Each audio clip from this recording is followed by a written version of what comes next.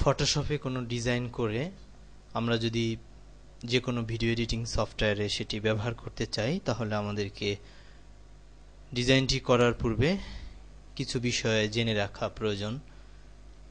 নতুন করে ডকুমেন্ট তৈরির ক্ষেত্রে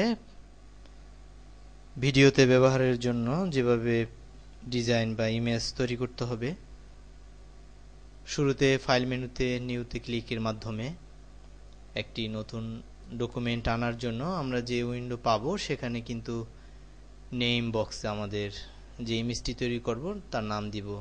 তো এখানে আমি নাম দিচ্ছি ইমেজ,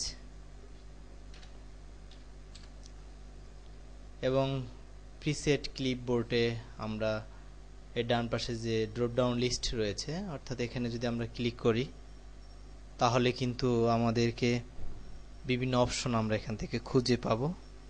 তো যেহেতু আমরা এটি ভিডিওতে ব্যবহার করতে চাই, সুতরাং এখানে পার্ল ডিবি 1 ডিবি 720, অর্থাৎ এখানে আমরা স্লাইডার ধরে নিচে আসতে হবে। আমরা এই পার্ল ডিবি 1 720 576 এটি সিলেক্ট করে দেব।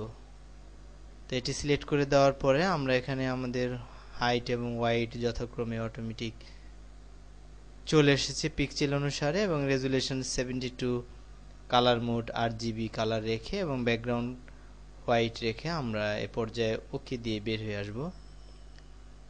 পরবর্তীতে আবার ওকে দিব। তো ওকে দেওয়ার পরে আমরা যে ডকুমেন্টসটি আমাদের সামনে চলে এসেছে আমরা দেখতে পাচ্ছি।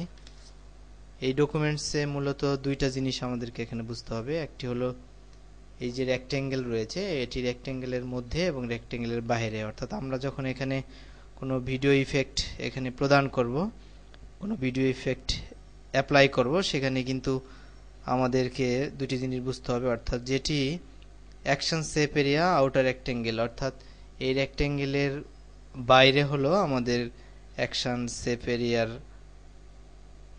এবং এর যে ভিতরে টাইটেল শেপ এরিয়া, অর্থাৎ এর যে মধ্য রয়েছে রেক্ট্যাঙ্গেলের মধ্যে, এটি হলো টাইটেল শেপ এরিয়া। তো এভাবে আমরা ভিডিওর জন্য ইমেজ তৈরি করব।